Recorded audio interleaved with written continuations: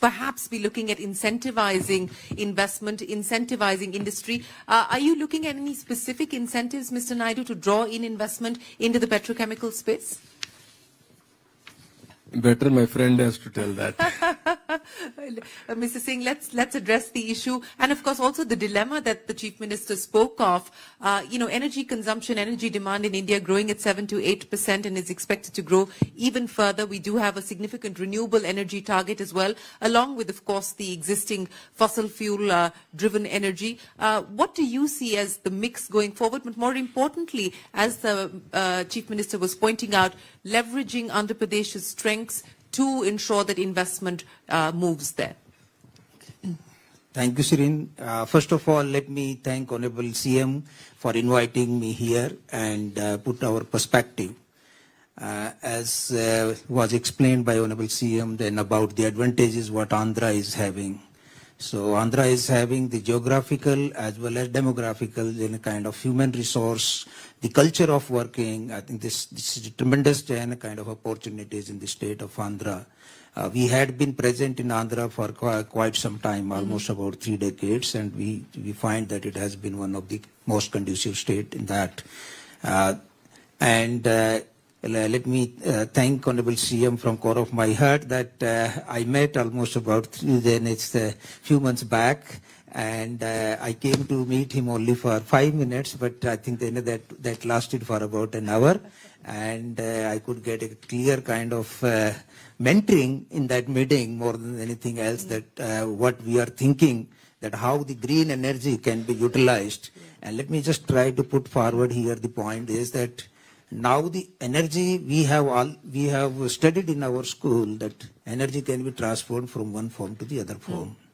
So till now we had been only talking about how to convert the molecule into electron as far as the electricity is concerned.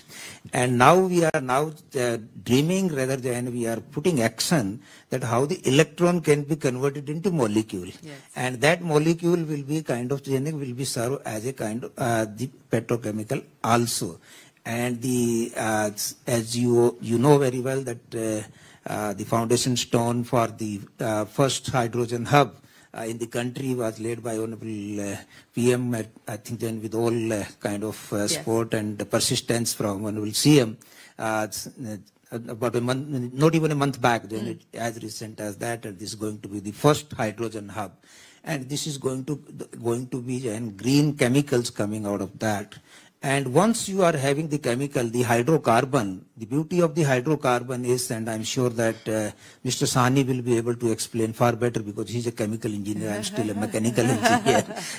That once you are... a nice jugalbandi going for both of you to explain that to us. So once you are having any of this hydrocarbon chemical, you can convert that into that.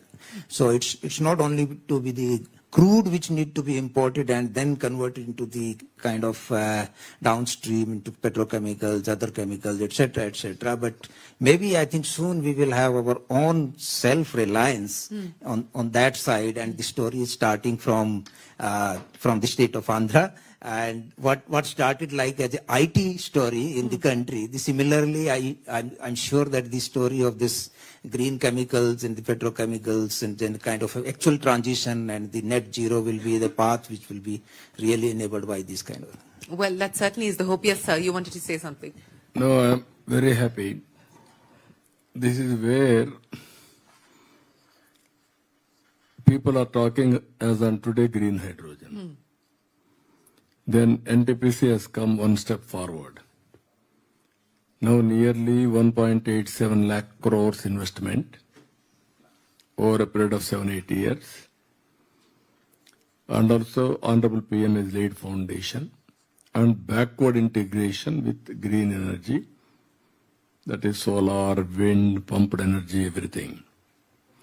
Here if you see, one is petrochemical, one is green energy downstream industries, green hydrogen. Andhra Pradesh is having 10 ports. For petrochemical, port is required. Green energy for export, again, port is required. So both are possible as you rightly mentioned, now there is a huge demand also we have to create. Green hydrogen, all these things. Now that is the future.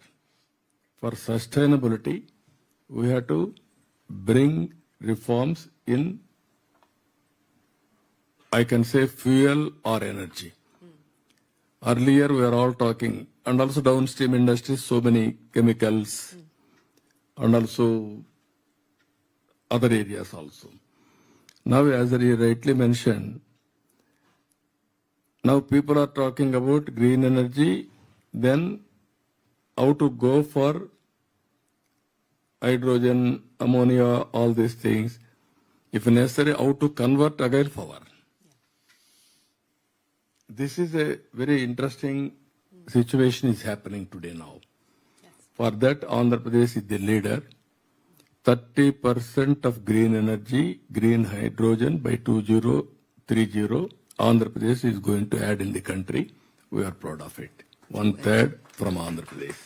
Well, that is a big target that you've set, Mr. Naidu, as far as green hydrogen is concerned, and that is something that the government of India at the center has also been backing. And of course, India has the aspiration of being the lowest cost producer of green hydrogen. We've already seen a production-linked incentive scheme by the central government for electrolyzers to deal with green hydrogen. But Mr. Sani, let's take that jugalbandi forward now, adding to what we heard there from Mr. Singh as well as from the